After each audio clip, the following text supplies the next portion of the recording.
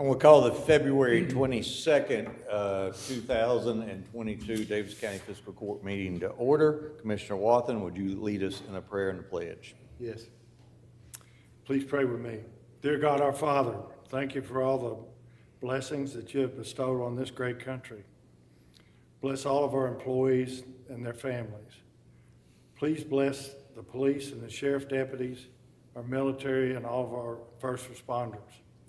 Help us to make decisions that will be pleasing to you.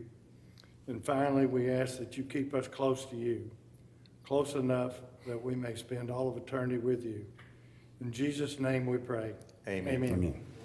I pledge allegiance to the flag of the United States of America and to the republic which stands, one nation, under God, indivisible, with liberty and justice for all.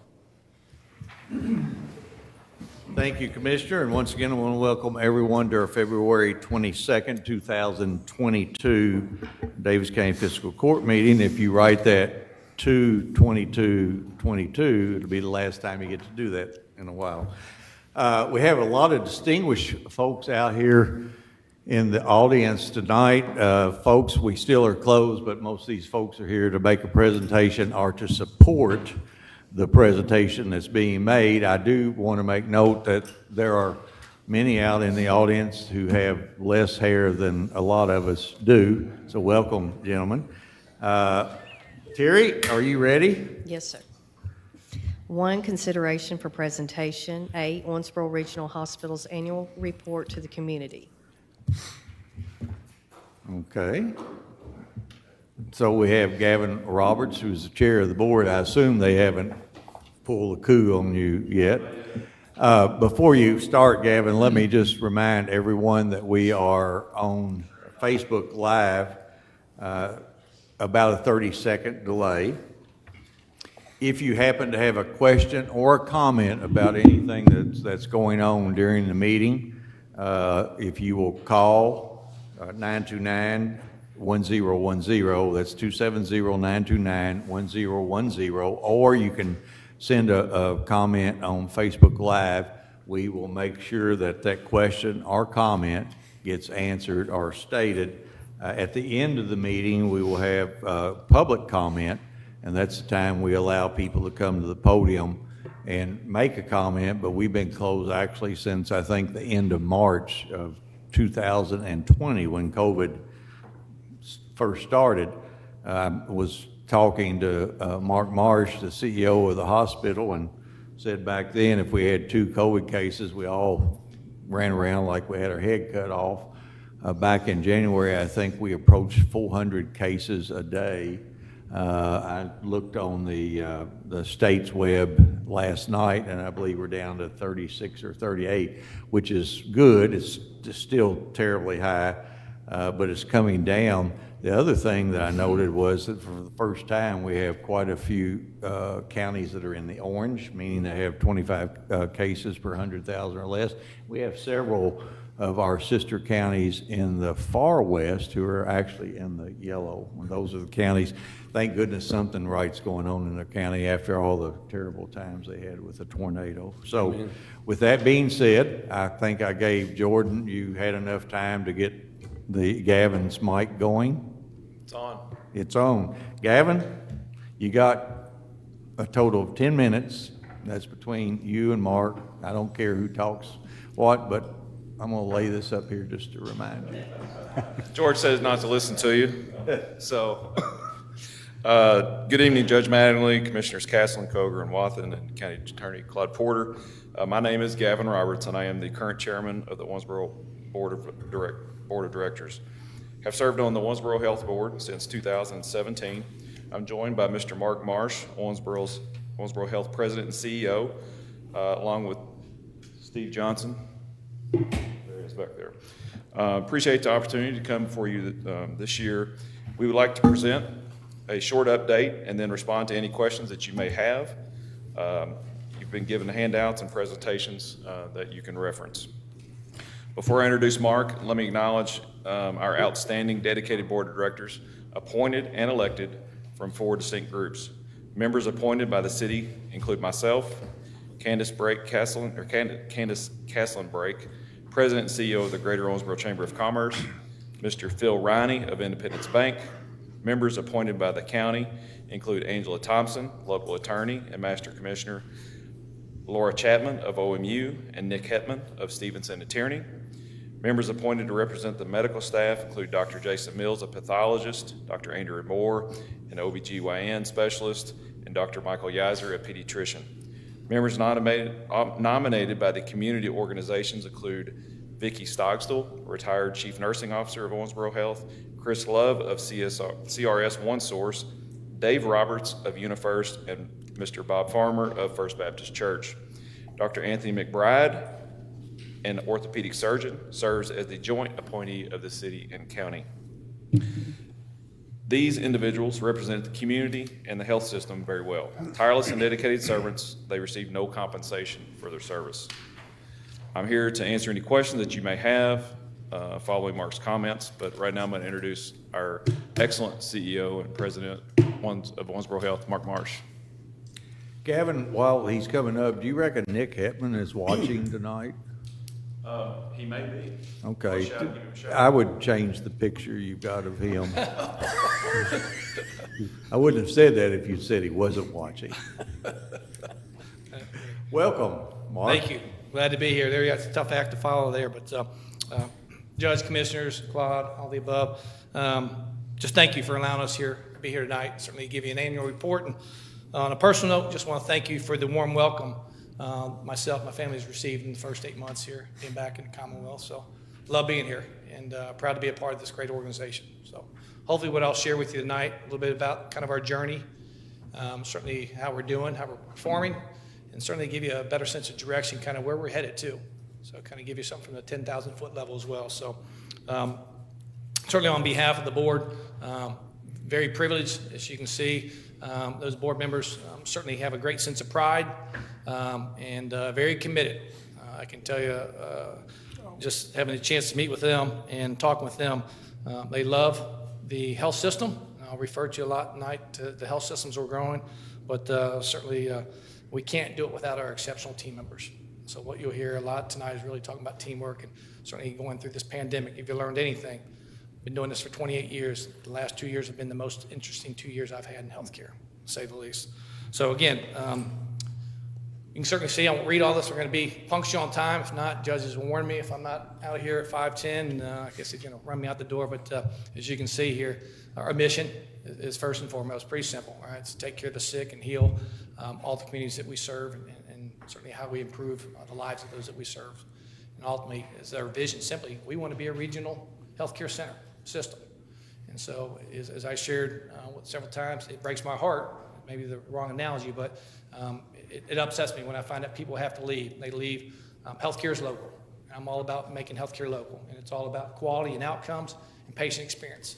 And so what you'll hear today is really building the right culture so we can hit on all those marks.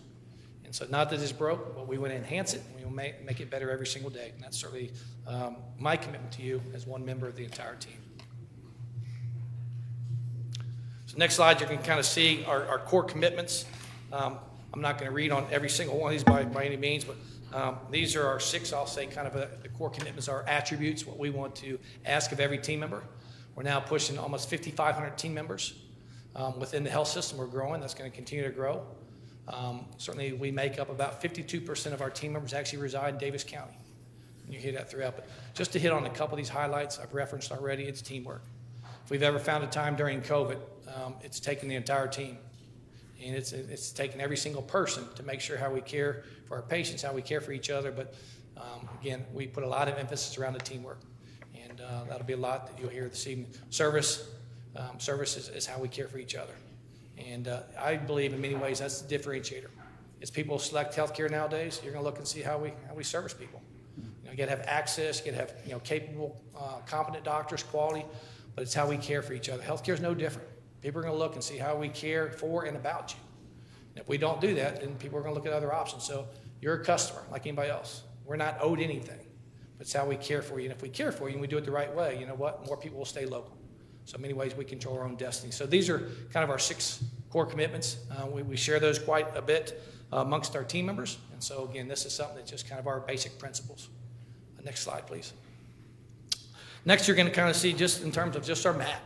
And so I do, though I'll say that the main hospital here resides in Davis County, our primary service area has grown, 18 counties now. You can look at that, nearly approaching, over 500,000 people that we serve and growing. And so you can see the various landmarks there. It shows you our primary service areas. You can see the areas where the dark blue, where we have our 3 acute care facilities, and I'll touch on the others where we have other types of outpatient facilities throughout. But again, certainly the hospital here is our flagship. We work very closely with the other 2. We're proud. Twin Lakes came on. It's just been over a year. So we just celebrated a year anniversary with them in January. What's nice about a big thing that hospitals undertake is electronic health record. So they went on the same health record as us called Epic. So what's nice about that is that's a seamless process. So anywhere you go within Owensboro Health, if it's affiliated with a physician, outpatient, that record travels with that patient. So it's from a safety standpoint for continuity. If you have an x-ray somewhere else, what you don't want to do is have to go somewhere else and repeat x-rays. And so those are really important. So we had a very successful conversion with Twin Lakes. And so really excited about that recent conversion. Next slide, please. So I won't touch on all these. I've already kind of touched on the hospitals, the health plexus. Everybody knows what our health plexus are. Those are our ambulatory footprints kind of on the west side, west region. You can look at the number of medical staff members we have there, number of births. Sometimes people don't realize 2,100 births that happen here within our service area. And then we have recently, I'll just talk about the Springs. The Springs is a new facility, roughly 150,000 square feet, over on 54. Certainly that's going to allow us, as we bring new physicians, new providers in, it gives us some stretch, some flex space to bring new providers in. Let me reassure you, the ones that are in there, we want to maintain every provider that's in there. But as physicians retire and look at other options, that gives us flexibility to bring new providers in. So I'm excited about our footprint there. Next slide, please. Same thing, we're not going to read through these. Again, you'll see the 5,500 team members. I believe it's what makes us a special place. And it's really about the team. You can see the number of admissions.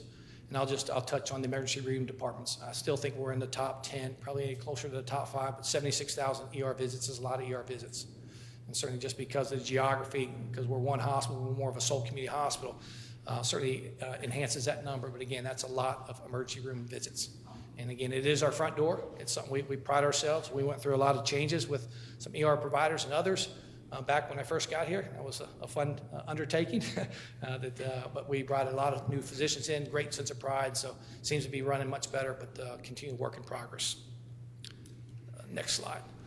So here you're just going to kind of see some numbers. So I want to just give you some ideas of some economic impact of what's taking place. I'm going to just touch on a couple of the high ones. You can look back in 2018. Certainly the salaries plus benefits were almost $350 million. There, you can see it's grown to over $400 million most recently, and I can tell you 2022 it's not going to get any less. That's an 18% increase in that time frame, just from 18 to 21. Just in my 8 months here, out of various reasons we've done 8 pay increases surpassing $14 million. 8 pay increases, and some of that you guys watch, and I'll show a video clip here in a little bit, or just be able to talk to you about some things that we were talking just about workforce. It's tough. They're predicting that 25% of the nurses in the state of Kentucky are planning to leave the healthcare profession in the next year. 1 million nurses are going to leave nursing in the next 2 years. So there's a lot that we're doing to try to solve, and I'll say grow our own. We're lucky, and I'll save you all the details, but we're working with the 9 colleges and universities to create an innovation lab that allows us to work in a very collective manner with the universities and with the 18 counties, the high schools.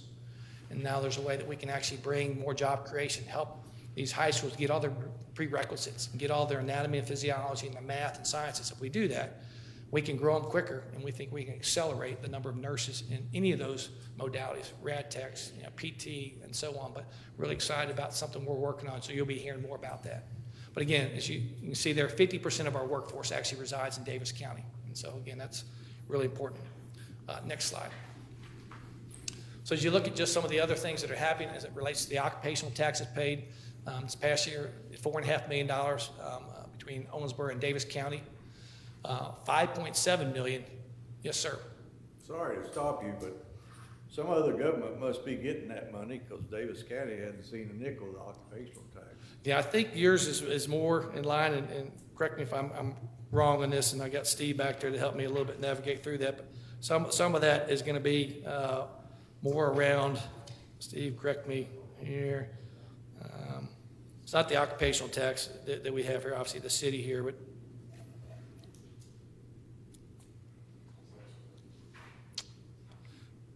Steve, not to call. About $41,000, so we have some employees in the county. Okay, so. Yeah, well, it's a small. Yeah, I started saying it was 4.5 million, we didn't. You're not seeing that, so- We didn't see any of that. Yeah, so he's seeing that down the Where are street. those employees in the county at? You know, it's a good question. We've got some home health workers that work out in Canada and all that there. Probably the biggest impact is gonna be on your insurance premium tax. We've got 2,500 employees. You guys pay an insurance premium tax to the county? Up to track, I pay it. Well, we can't track that. Okay, we'll talk about that afterwards. Because again, some other government must be getting that, because we haven't seen a nickel of it.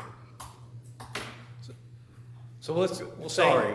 No, that's good. Great question. No, that's good. So about 5.7 million of that certainly is through, provider taxes paid. And there is about 19.1 million in Medicaid spending. So a lot of things that you're going to see, so some of the subsidy we have for charity care and Medicaid, and so continuing to grow. And so that's not uncommon for any state, but certainly I think we try to provide and meet some of those shortages there.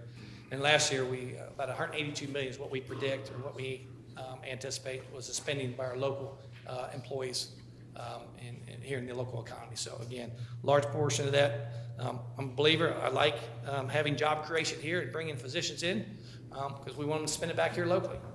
And as we know, those jobs, as people work outside or we bring other folks in, they're taking that economy, or they're taking those revenues back to wherever they live. So I'm excited about that. Next slide. So you can see here's just from the 990, most recently from the IRS. We provided about $20 million in community benefit. A couple of them I referred to right there. So about $2.4 million in charity, underprivileged care, and just close to $15 million there in the Medicaid shortfall. So again, try to give our portion back, and we need to do that. And that's a good thing we're able to do. And quite honestly, you're going to see some of our strategic plans in the future. Is there still some unmet needs? And so we're going to be looking at some other areas within the county and throughout where we can help. Because, as we were just talking, I hate to see where people are trying to manage their preventative care out of the ER. It's not the right place. And so it puts more strain on the system, but more importantly, people aren't getting the level of care they need. So those are some things we're going to be looking at, how to meet some of those needs here throughout the county and throughout the whole region. Next slide, please. So these are just some of the other items as we think about what Owensboro Health does in terms of giving back. I had just gotten here. I was excited to see through the foundation. You can see the 35 projects we did last year, nearly $720 million. And I went to one of those this morning to go visit a place today who provides great dental care for the needs of folks. And we know that if we don't have some of that dental care and some of the great care that they provide, they end up in the ER. And once again, that's not where to manage your dental care. So again, that's one of many examples. Without the funding here of this nearly $750,000, some of these programs would not be available. So we're excited to be able to partner with them. Event sponsorships, you can see that. We've grown up in some of the event sponsorships. Those are great that we're able to do that, to really partner. Owensboro Health, in terms of our GIVE program. And you can see some of the things we've pledged, close to $250,000 to the United Way and back to the local health charities, the food drives, the other types of things. And one of the great things we did is certainly through the tornado. And so we have a hope fund. We have some things, and as we look about Muhlenberg specific, and obviously with Bremen and others, we're impacted. Through the foundation, through the hospital, and really through our team members, we were able to really meet some of those needs at the local level. And we had 18 team members who were directly impacted, one of which who actually lost a spouse. Many of them were total losses, and losses from homes and others. And so really it was a way to come together. I was fortunate. We just recently went down to Bremen and gave them a $40,000 check to help them. Certainly a small token in the grand scheme of things, but really just goes to show back how we support, how we work with all the various communities. Next slide. So let me I'll say in closing here, and so as I think through what's the future, that kind of gives you a look back at where we were, where are we headed, and this is really developing the playbook. And I say this in a really developing a 2-year strategic plan. Healthcare is changing so rapidly, but it's the first year we've gone through a true formalized strategic plan in several years. So it's really the inclusion, involvement through the partnerships, and I'm not gonna read every single one of these, but it's through the partnerships, through the communities, it's through alignment with our physicians, it's inclusiveness of our 5,500 team members, it's having a vision, and how are we gonna meet all those needs in terms of those healthcare needs and great quality and great outcomes and a right patient environment. So these are what I'm gonna call our strategic imperatives. These are our pillars. The work is now taking place. We presented this back to the board back in the fall with a commitment in 6 months. So in the middle of April, we will go to Nashville and we will present our 2-year strategic plan. That strategic plan will entail all the various tactics and things we want to do that are associated with these 6 great strategies. It's like anything else. I can't imagine a great sports team, and I use a sports analogy, having a team that just runs out there and draws plays up in the sand. You got to have a plan that we're all moving and we're all rowing in the same direction. Everybody's working together. It's back to that teamwork and service and excellence. So again, I'm excited about where we're at on our journey. The teams are working very hard behind the scenes. It's a lot of involvement, a lot of inclusion. I think I learned that when I first got here. I went out on a listening tour, and I met with over 200 different leaders, physicians, and others throughout those first 3 months I was here. Just filled up notepad after notepad, and I've heard some common themes. Mark, you got a great campus, a great facility, dedicated people, but try to be more involved in the community, be more supportive, work closer with your medical staff. Try to bring medical staff who want to stay. And so again, it's things you have already heard, but I'm excited about what this plan is going to do for us. And will we have to be agile and be nimble? Actually, with healthcare, if we've ever found a time to be agile, it's been these last 2 years in this COVID time. And again, many hospitals are in survivorship. I just came back from a conference here, and I can tell you these are some of the biggest health systems around. They want to focus on strategy, but some of these guys, one health system has 800 travelers in there right now. They're spending $40 million a month on premium labor, $40 million a month. And just, you can't do it, it's unsustainable. But it's back to the innovation, how we got to create our own. Again, ours is much less. I have 32 travelers. It's full transparency and still enough dollars, but it's not so much, it's the dollars, but also, you want to have people who are there. They're part of the fabric, part of the culture, they're part of the team. I'm not penalizing those travelers. The travelers throughout the country are now going out there making a lot of money. These travelers are making $250 an hour to be a nurse. So I don't penalize them. It's the opportunities that are there. But I think through having this plan, very focused, very much inclusion, it's going to take us on a journey where we want to be. We want this health system to become, and I know it's a bold statement, we want to be a destination center. I don't want people in those 18 counties thinking about, hey, why do we have to ship things out? If I had Dr. Dufresne here, Dr. Dufresne's been very involved with the COVID, but he said short of liver transplants and a couple really esoteric types of things, most things we should be able to provide here with great outcomes, great patient experience, ease of access. If we do all those things right, there's no reason we can't do that. So again, that's what enticed me. It's not a personal thing. I'm one of 5,400 team members here, but it's being part of this team and doing something here, you know what, because we're all going to need, it's our loved ones who need that health care. I want to feel confident when you call me and say, you know what, thank you for taking care of my loved one, whether it's in a NICU, an ER, in any setting. If you walk into an Owensboro Health, I want to make sure you get great care, very patient-friendly, and you have a trust. So when you leave that loved one with us in the hospital at nighttime, they're going to get exceptional care. This roadmap will do that for us. And so I'm standing here, and I look forward to next year to be able to tell you the great successes we're having. But I just appreciate, this is a community hospital. It's partnerships. It's your hospital. As you see opportunities and needs, I hope you pick up the phone. You call me. If there's things that we can do better, we don't have it perfect.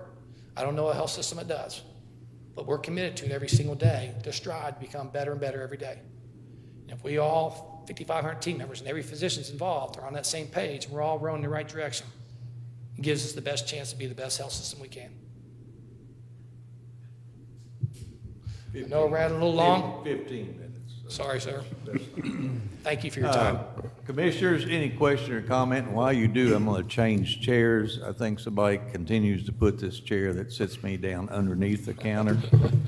I'd like to thank you, Mark, and the staff and all your workers. I know it's been tough with COVID-19, and I don't know what more words of gratitude that I could say for the hospital and what you're trying to do and are doing and the future. And I like the comment about maybe having your own nursing program. I think that really help us.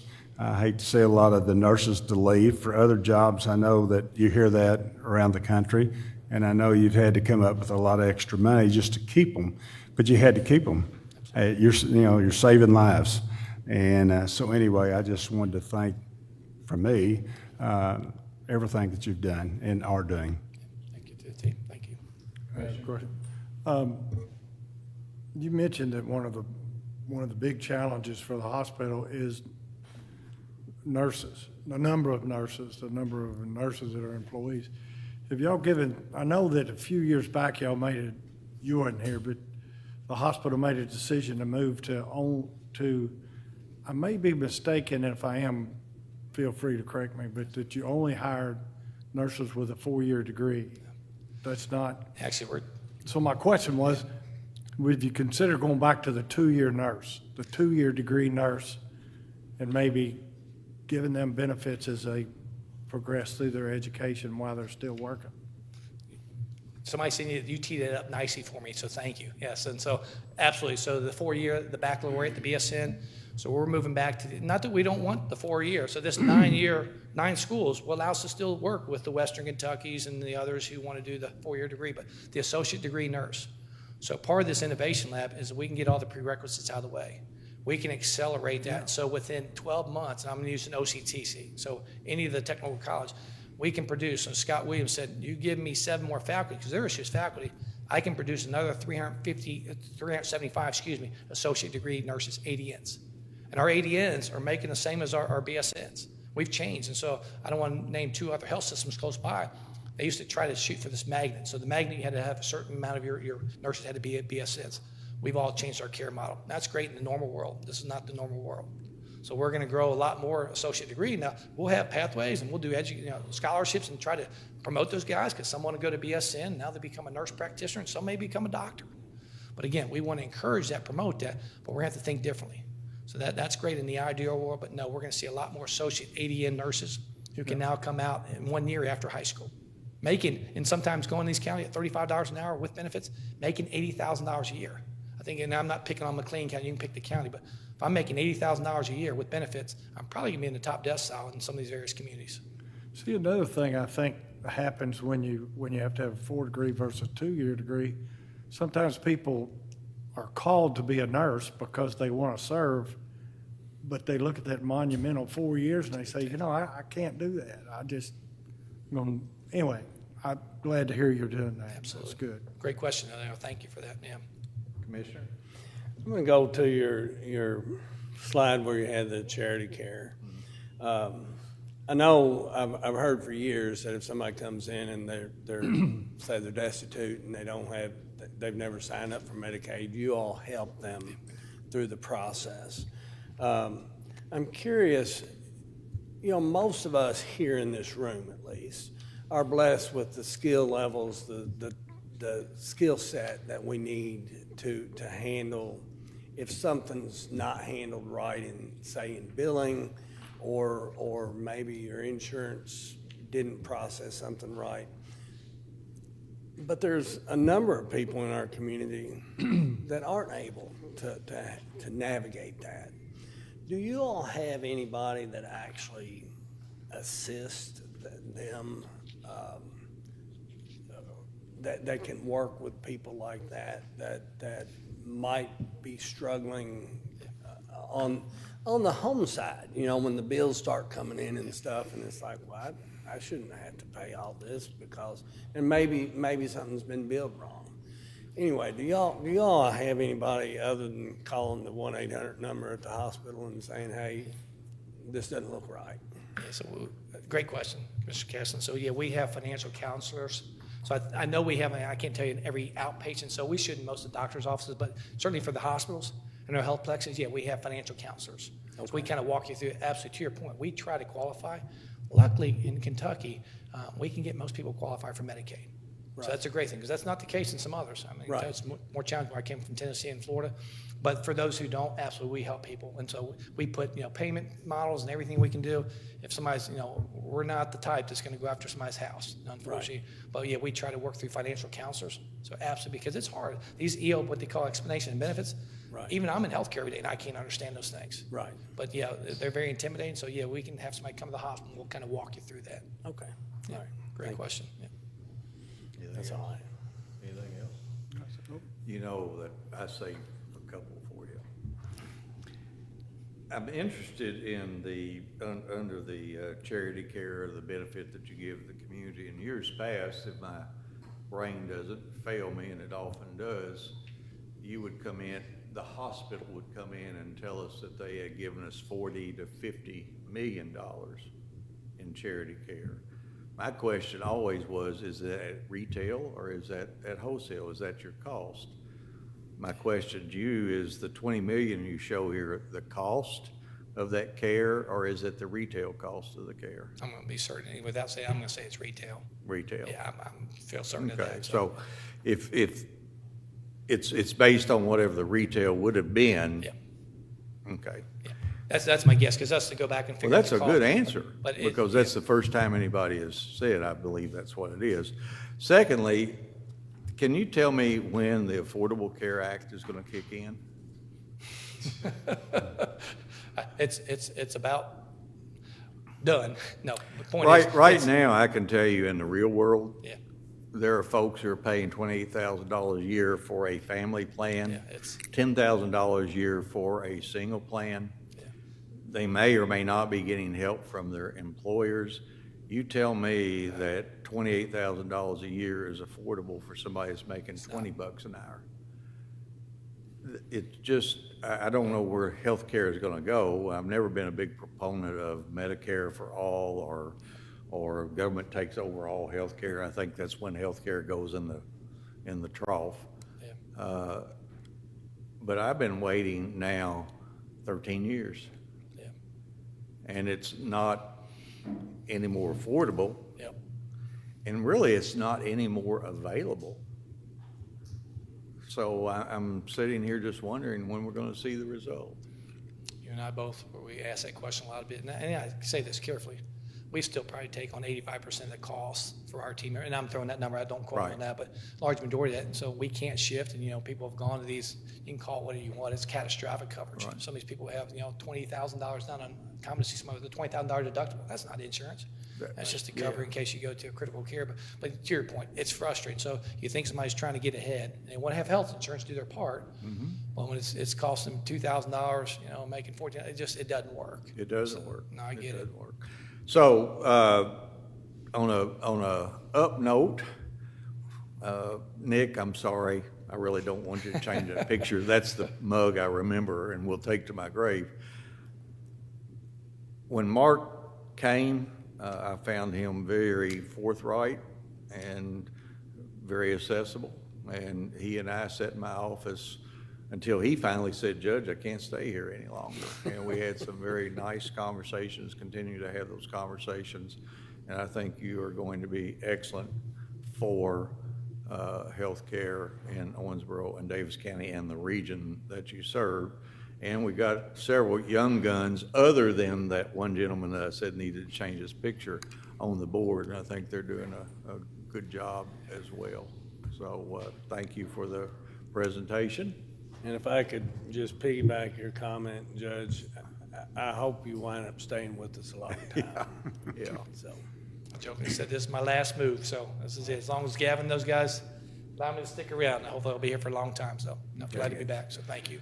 Thank you. Gavin, do you have anything you want to close, or just come to the mic so we can hear you? Thank you all for your continued support, seriously. This is a community effort to take care of, and I know you have set up some meetings for Mark with other county judges with this innovative center, and it's really going to be the future of healthcare here.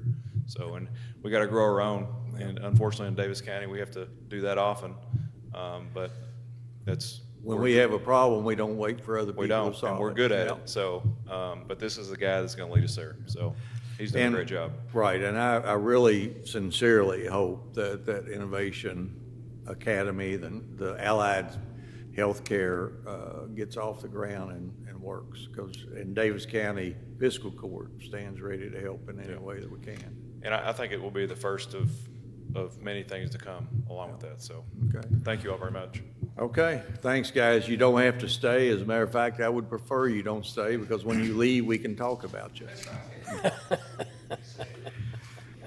Terry, next item.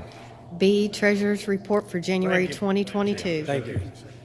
Mr. Hendricks, do you have a report for us? I do. Cash at January 31st is $62,079,036. General fund is $23,623,805. All the funds are operating within expected tolerances. Question or comment for the treasurer? This is a report. No vote will be taken, and a copy of the report is on file with the fiscal court clerk in our offices here on St. Anne. Next item.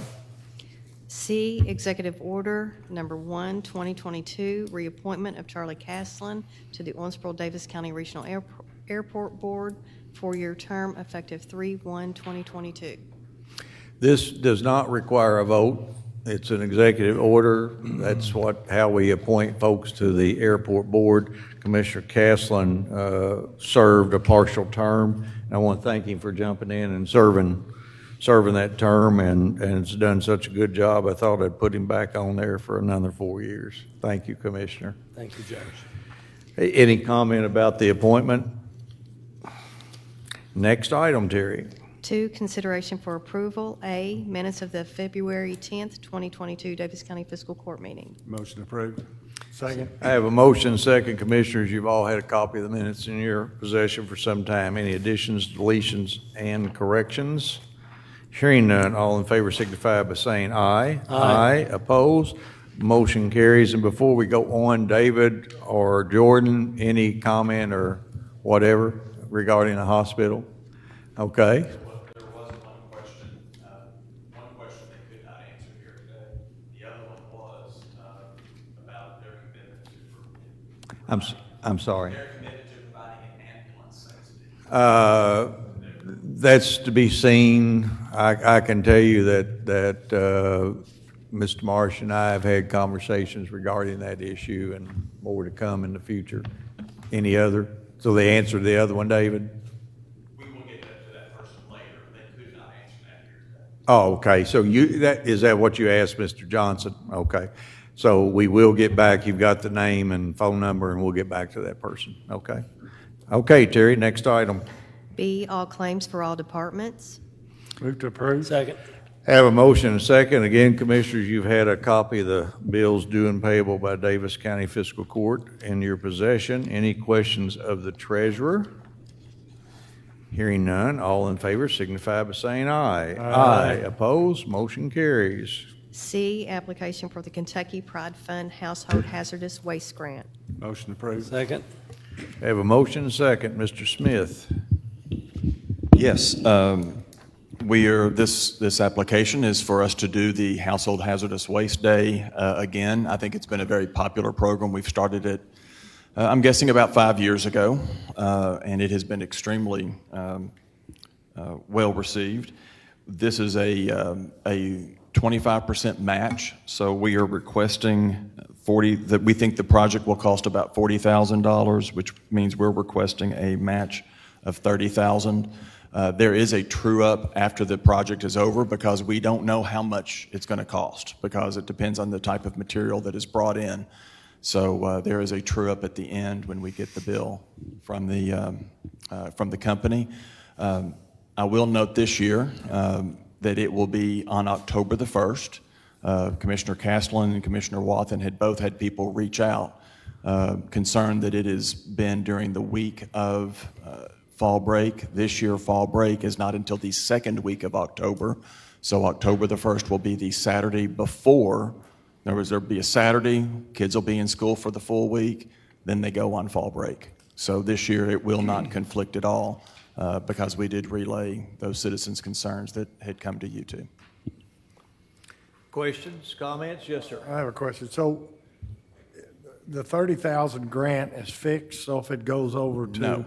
No, it does. It's not fixed. It will move, I believe, as the amount moves. Okay. So if it comes in at $28,000, they'll pay 21, we'll have to pay 7. Okay. If it comes in at 80,000, we'd have to pay 75, 25 match 20. regardless. So Right. it's a 75-25. It's a 75-25, correct. But we have to do some sort of budgeted amount to start the process. Sure. Any other questions, comments? Yes, sir. I'm curious, do we track, and I know the application down here in the project summary says the total poundage of what we collect. I'm curious, since this is the 5th or 6th year we've done this, I would think initially there's a big clean out that as folks, have we seen that it's trending down or no? We can get that information later. I think in a lot of ways, people were disposing of this stuff in an environmentally unfriendly manner beforehand. So I don't know that there was a huge buildup that first year. There would be some people that for the first time decided to clean out their storage building. Right. But I don't think it would have probably been a dramatic drop off. But we can get that and That look would over be the last few interesting to years. see. And we do get it broken down actually by the type of material. Right. So, there could have been an influx of light bulbs. Right. But could be down on used oil or something. Okay, thank you. Any other questions or comments? Jordan, anybody out there interested in Talks Away Day? We got a like about changing the date. Oh, okay, good. Well, that was because that person called and told us it was silly to do it. So see, one voice can change the direction government takes. Commissioners, if there are no other questions, all those in favor signify by saying aye. Aye. Opposed? Motion carries, and I think that's been a very popular Yes. item for us since we instituted it. Next item, Terry. D, Resolution 3, 2022, designation of applicant's agent. Move to approve. Second. I have a motion second. Mr. Hendricks? At least annually, and then for the application of specific grants, the court does a resolution to designate an applicant agent, that person who is authorized to act on the court's behalf, so that FEMA knows who they're dealing with for certain. There's some reasoning behind why they do that. That's what this document is for. It's the resolution designating your applicant agent. It's Jordan Johnson, and the verbiage just says that he is authorized by the court to execute and engage and negotiate on behalf of the court for items involving FEMA. He'll make the applications. He's done specific training in order to do that properly, and that's what this document is. I recommend approval. Jordan, I have known Mr. Hendricks to go to extreme lengths to get out of doing something, but to have us pass a resolution to make it official Was is... it that obvious? No. It was. Question or comment? Hearing none, all in favor signify by saying aye. Aye. Opposed? Motion carries. Next item, Terry. E, Panther Creek Fireworks Event Performance and Production Contract with the Eric Group. Move to approve. Second. I have a motion second. Commissioners, this is a annual contract that we enter into with the Eric Group. They will be providing covered stage, PA, lights, and various performances for us during the fireworks show on Labor Day weekend. The total amount is for $4,000. There are various things. They will carry the proper insurances. Neither party will breach the obligation, but there are ways that we can, if we need to cancel the contract, I guess we can. Did I leave anything out, Mark? Okay. Any question or comment? There being none, all in favor signify by saying aye. Aye. Opposed? Motion carries. September the 3rd seems such a long way off. Next item, Terry. F, award the following: RFQ 11, 2022, trap and skeet targets. RFQ 12, 2022, LED animated tunnel. Bid number 6, 2022, pavement maintenance and striping. Bid number 7, 2022, drinking fountain replacement project. Move to approve. Second. I have a motion second. Jordan, you know the drill. Each one, pause a few minutes for any question or comment. Yes, sir. Beginning with RFQ 11-2022, this quote is for the provision of 1,464 cases of trap and skeet targets for the Davis County Gun Club. We received 3 responsive quotes ranging from $19,440.07 to $19,782.95, and recommend pursuing the low quote of CAC Associates in the amount of $19,440.07. This is a standard budgeted restock of targets for the gun club. We have ordered from this vendor in the past. The cost will be recouped by shooting fees. There were no exceptions, and I would recommend approval. Commissioners, any question or comment? Next item, Jordan. RFQ 12-2022, this quote is for the provision of an LED animated tunnel for the Christmas at Panther Creek Park event. We received 3 responsive quotes ranging from $14,700 to $18,250, and recommend pursuing the low quote of GP Designs in the amount of $14,700. This is a budgeted item. There were no exceptions to our solicitation, and I would recommend approval. Commissioners, questions, comment? This is part of our Christmas at Panther Creek display. I assume now when you go in, you'll go under a tunnel of lights, and it'll just be really nice, right? I need you to say that louder, Mr. Engineer, so we can blame it on you if it doesn't work. It'll be really nice. Okay, thank you. Next item. Bid number 6, 2022. This bid is for the seal coating and crack sealing of all asphalt driveways, parking lots, and walking trails, including the striping of all parking lots for Yellow Creek Park and Panther Creek Park. We received 3 bids ranging from $87,968 to $98,450, and recommend award to the lowest and best evaluated bid submitted by Superior Asphalt in the amount of $87,968. This is a budgeted maintenance project. There were no exceptions, and I would recommend approval. Commissioners, question or comment? Question? Yes, sir. When will this be done? Sorry about that. Fine. They have an estimated starting date of May 30th of this year with a completion date at the end of June of this year. Any other questions? Next item. Bid number 7, 2022. This bid is for the provision and installation of 4 new drinking fountains, 6 new ground hydrants, and 6 new hose reels at specified locations throughout Panther Creek Park. We received 2 bids ranging from $25,200 to $25,695, and recommend award to the lowest and best evaluated bid submitted by Hagerman Plumbing in the amount of $25,200. This is a budgeted parks maintenance project. There were no exceptions, and I would recommend approval. Questions or comments? A question, excuse me. Are these handicapped drinking fountains? They are ADA compliant. Okay, thank you. Any other question or comment?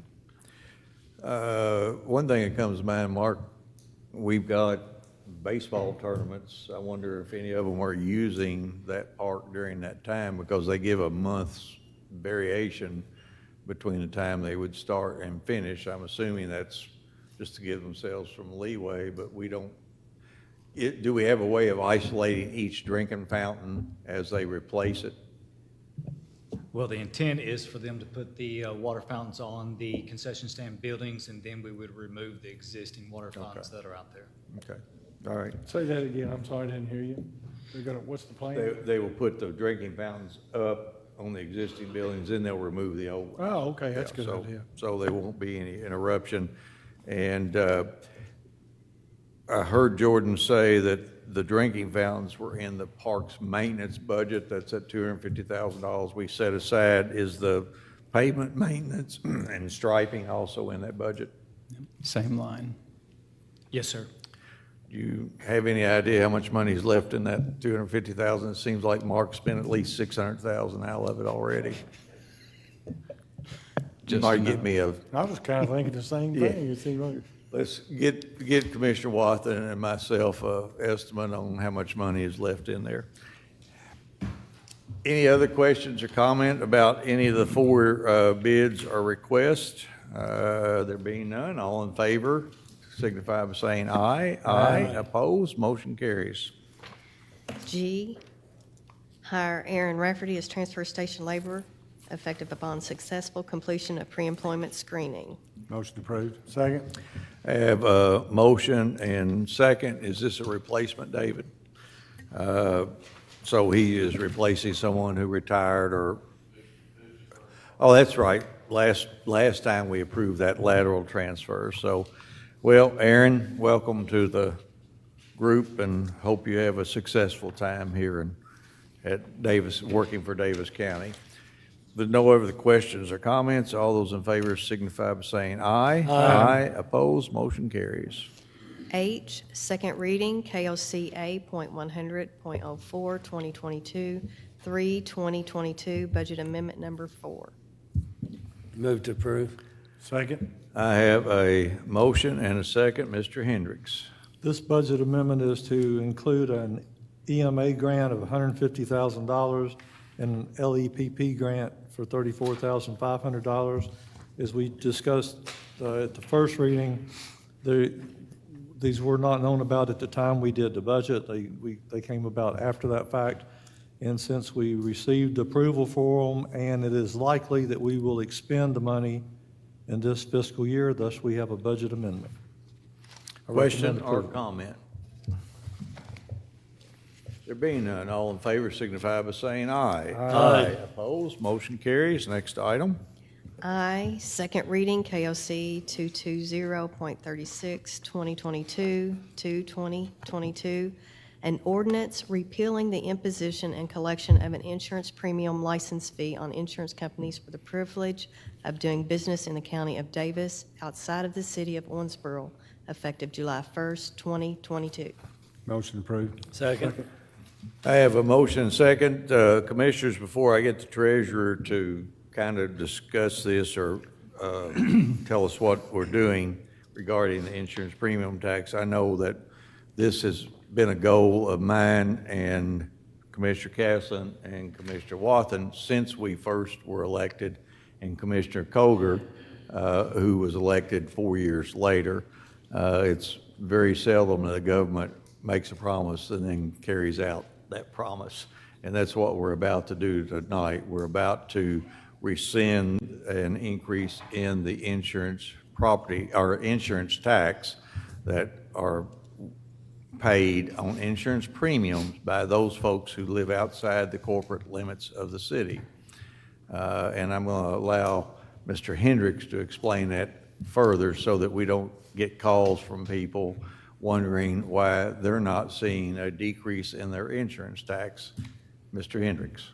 So this ordinance that we are asking you to approve tonight does repeal the ordinance that was put in place prior.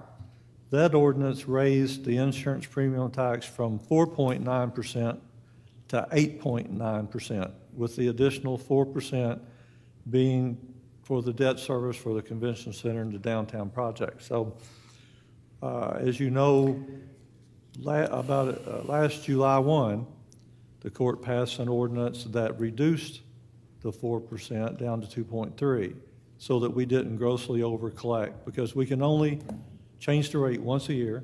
It has to be on July 1. And so I did an estimate of what we would collect, and we dropped the rate. We will collect our last quarter. It'll be through June 30th, but we won't get it till the following 60 days. So we will collect our last quarter's revenue in July and August of this year. We will have then collected enough money to service the remaining debt per the original ordinance. Once we reach that point, we are required to remove that 4% rate. And so the best way, in talking with the county attorney, the best way to remove that's not to put in a new ordinance at 0, of course, but to repeal the ordinance that put that rate into effect. So that's what this ordinance does. It repeals that ordinance in conjunction and as required by our original ordinance back in 2007 or 9 or whenever that was. And the rate at July 1 of this year will become 4.9%. That's what it is. And again, it does not apply to those folks who live inside the corporate limits of the city because they don't pay that tax to begin Or with. Whitesville. I think Or Whitesville has an Whitesville. insurance premium tax also, Okay. so it would be outside both incorporated city limits. Outside the incorporated cities. So I know the last time we had the first reading, we had people call, well, I live in the county. Yes, you do, but you also live in the city. The city's insurance tax rate offsets the county's insurance tax rate.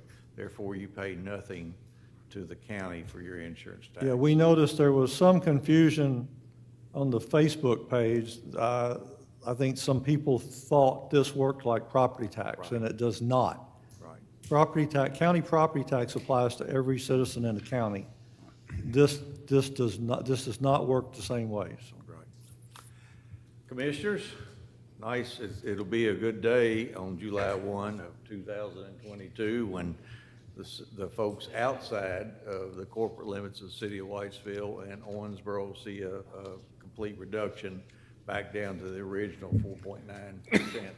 I think the 4.9%, Mr. Treasurer, was put on to fund the fire department Primarily. back in the 70s.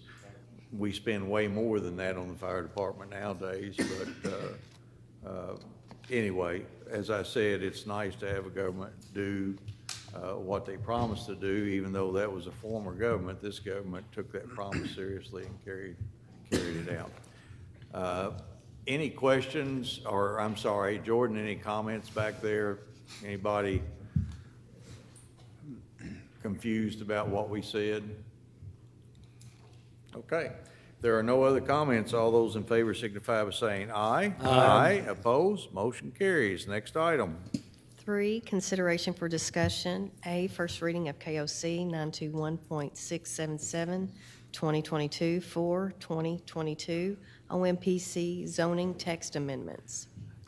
Commissioners, this is a text amendment. It's on our zoning rules and regulations. It's also the first reading, so we do not have a vote. But we do have Mr. Brian Howard here with us from OMPC. And Brian, why don't you come up and explain to us what each of I think there's a total of 3 text amendments. And if you would explain those text amendments to us and why the process that brought us where we're at. Sure, I'd be glad to. Thank you, Judge and Commissioners. Basically, there are 3 text amendments, but they fall into 2 categories, and I'll address those individually. So the first are text amendments to Article 3 of the zoning ordinance in relationship to accessory structures and swimming pools. So the ordinance wasn't specifically, it wasn't super clear in regards to unenclosed accessory structures as far as what their setbacks are if that structure is attached to the home. So basically, this ordinance clarifies that information. So if an unenclosed accessory structure is attached to the home, then it would meet... Is that like a carport? Exactly. Then it would meet the building setback requirements of the home, of the principal Would structure. that include a porch overhang? Yes, Okay. yes.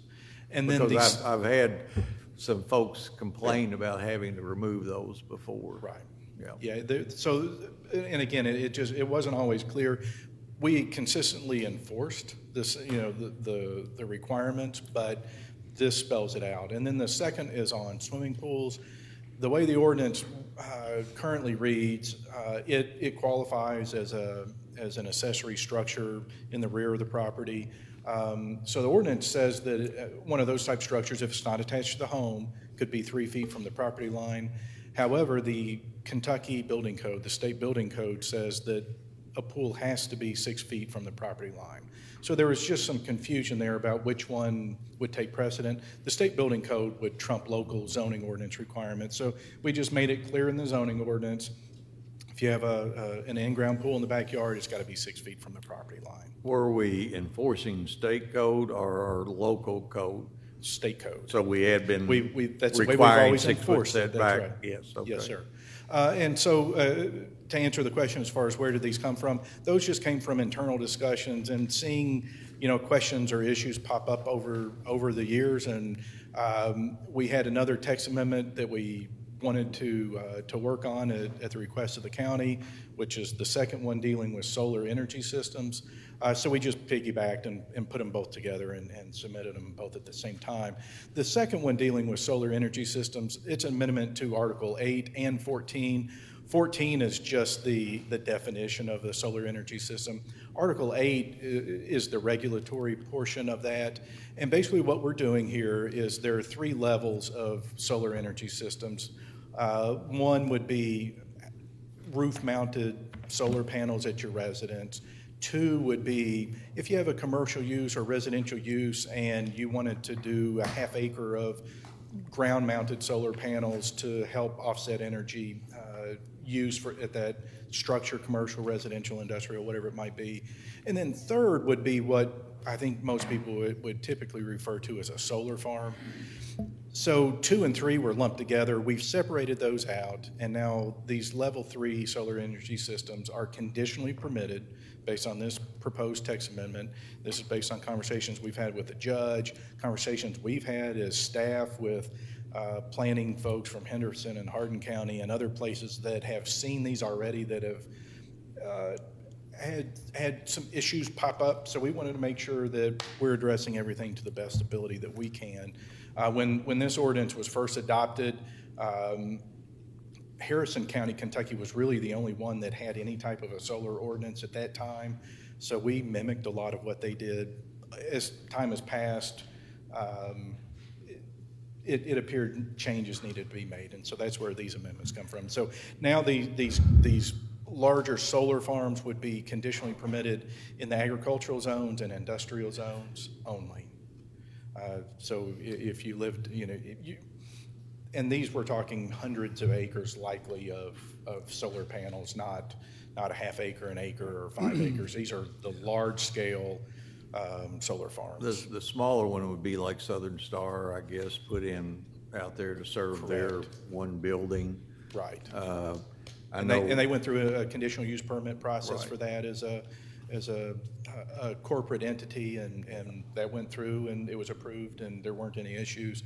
We've heard in other communities that there are lots of concerns about these, and so we wanted to make sure that they were conditionally permitted to allow the citizens, the neighbors, the adjoining property owners an opportunity to voice their opinion as far as whether or not these are appropriate in their area. One of the issues that I have heard regarding, and this is not speaking ill of anyone, but there have been some solar farms constructed and then abandoned in a couple of years, and it just sits there. Right. And the bond, I think this specifies the bond be increased from what? 0.5% to Yeah. 1.25% of the construction Which costs. makes sure that there's enough money there, enough bond to remove the structure or do whatever. I know I was in Florida recently and drove for like 2 miles where there were just huge solar arrays along the interstate. So more and more of these are coming. More and more of them are being talked about. I know we were approached Bluegrass Crossing about putting a solar farm over there. And I think with the abundance of strip mine land in western Kentucky, to me, that's an ideal place to put it because it's really hard to rehab the strip mine land and make it very productive. But anyway, I appreciate the planning and zoning looking at these and bringing text amendments. To me, this is what we need to do. If we see an issue that needs to be adjusted or tweaked, this is the perfect way of doing it. Very easy to do. Yes, sir. So did you say that they cannot be put in commercial zoning? Not the larger solar farms. For the level 2, that doesn't change. You could still do it in that type of a setting. Okay, so another question, just for simplicity, if I want to put solar panels on my roof, I have to. Those would be permitted as part. I could do it? Yeah, that's the level. I don't have to go to OMPC to. You get electrical permit. You would need your permits in order to do that, but as far as a conditional use permit, which is what we're talking about, the Board of Adjustment hearing, that would not be required. And really, that's the key, is conditional use permit says you will go before, you'll have a public hearing, and the public will have the opportunity to comment. Yeah. Brian, with the. And, excuse me, and when those folks are gone, the conditional use permit goes, correct? Once the use would be inactive for 1 year, then It's it would gone. be And if inactive you want to for- do anything else, you got to come back and. for a new Right. permit, correct? Okay, I'm sorry, Commissioner. That's all right. The 1.25% bond for the, I guess, closeout, Right. if it's abandoned. I mean, have we studied, and I support raising it from what it was, but have we, I guess my question is it high enough? Because have we looked at what, and the judge mentioned some place that he knew of that had abandoned in 2 years. If it's abandoned quickly, probably we're gonna have enough in that bond to take care of it. But if it's something that lasts, say, I don't know, 15, 20 years, and then they walk away, have we looked to see if we're gonna, have there been any, I guess, any experiences out there where we could look at those to see if we're gonna be covered there? I think what you're referencing is, remember how we used to bond sidewalks and streets, and 20 years later, when we tried to enforce the bond, there wasn't enough money Correct. there to. Exactly. To do anything. Now, we did address that. I think that was addressed because now we require an upgrade every 2 years, or I don't know what the time limit is. But Even on- that's a good point, Right. Commissioner. On sidewalks now, they don't even have to bond those. Right, Provided they they're do it, put in yes. ahead of time. So what we found is a range, like I said, Cynthiana, theirs was really one of the first ordinances that was in place. They required a 10%. Based on what we've seen, a large project, you're looking in the at $40 or $50 million range as far as what the project cost for something like this would be and above. So 10% of that would be, the government holding $4 or $5 million in bond. When we looked at the 1.25%, we compared it to Henderson, which was 1%. That was, higher than ours. When we looked around, they range, but they're in this around the 1.25, 1.5%. Again, I mean, it's one of those things. Solar it's a new enough thing that there's just not a ton of data out there as far as what these decommissioning costs may be at this point. It's something we'll have to keep an eye on. Something that if we see that it's not going to cover the cost, then we may need to undertake some type of an amendment or a change to increase those costs. If that's something that comes up, as the judge said, there are some that abandon quickly. I think the general consensus in what we've seen is if this company's spending $40 or $50 million to put a project in, they should be pretty certain that it's going to be successful and be around for a long time, but you never know. It depends on whose money they're spending. True. Sorry to say, I think we saw that in the hemp deal, didn't we? Yes. Any other questions or comments? Do we have the capacity to raise that if we sense that we're not where we need to be? Or once somebody's already got their solar farm in place, that one's gonna not be. Right. Essentially, if this passes, if someone were to come in with a project, these rules would be in place, and that's what they would be held to. If we were to deem, and through conversations with the court, if you all want that increased, we can certainly go through the process to amend that number again. But then that would apply to projects from that point forward. Okay. Just if I may comment to that, I feel comfortable with it because you've also got the land value that's involved. So if the people that put in the project, if they leave, now the landowner is stuck with, he's gonna make sure that all that stuff is removed so that he then could go back to farming or whatever he wants to do. So there's a kind of a hidden reserve there, I would think. Well, in effect, the bond is there to protect that landowner. It's doesn't do us any good. Again, it's kind of like that hospital occupational tax. Somebody else gets that money, we won't see a nickel of it. But it's there to But protect the somebody homeowner. will Yeah, have an interest to that's correct. repair the damage. Right. And again, we haven't seen any yet, but just from research and whatever, sometimes, and it's really up to the landowner, but in their agreement, their lease Right. agreement, they can request funds for But that that's as well. between them. Yeah. Yes, but as a government entity trying to protect the public health, safety, and welfare, we've added a dollar amount or a percentage in there to attempt to do that as well. And Brian, I don't know of any of the other communities I've read that don't have some kind of bonding. Correct.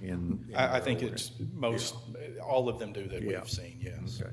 And my guess is the 10% is almost to try to keep them from coming into Probably that so, community. yeah. And I don't think we should necessarily go there. Right. But I do believe that whatever we use should be something that is sufficient to handle it if they walk away. Right. So. Any other questions or comments? Jordan, any questions or any comments? David, anything? Brian, thank you. We Thank you won't all. require your services next time. Appreciate it. Thank you all. Thanks. You don't Thank you, have to Brian. stay if you don't want to. Oh, you guys are doing a good job over there too. That's because I've not gotten any complaints lately. I'll get one tomorrow, though, 1 o'clock. All right, next item, Terry. B, other business to be brought before the Davis County Fiscal Court. And we have none. Next item. C, public comments.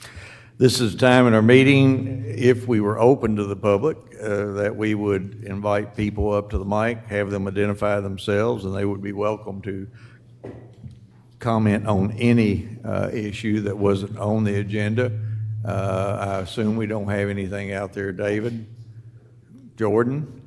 If not, what I'm going to do is leave that comment section open for a while. We do have one gentleman that I invited to come in. His name is George Ballard. He's with the Fraternal Order of Police organization, and he would like to address the court for 2 minutes, he promises. Yes, sir. Thank you, Judge. Mr. Ballard. Ladies and gentlemen, for those who don't know me, I'm George David Ballard. In December of 2021, I was sworn in as the new president of the Fraternal Order of Police Lodge 16. I have over 30 years law enforcement experience. I retired from Owensboro Police Department in 2009 with 21 years as a sergeant. For a brief period of time, I worked at Davis County Detention Center, and I'm currently with the McLean County Sheriff's Office. I've been there for 8.5 years. One of my goals as the president of the FOP Lodge 16 was to establish a line of communication between the members of the Fraternal Order of Police and the elected officials who they work under.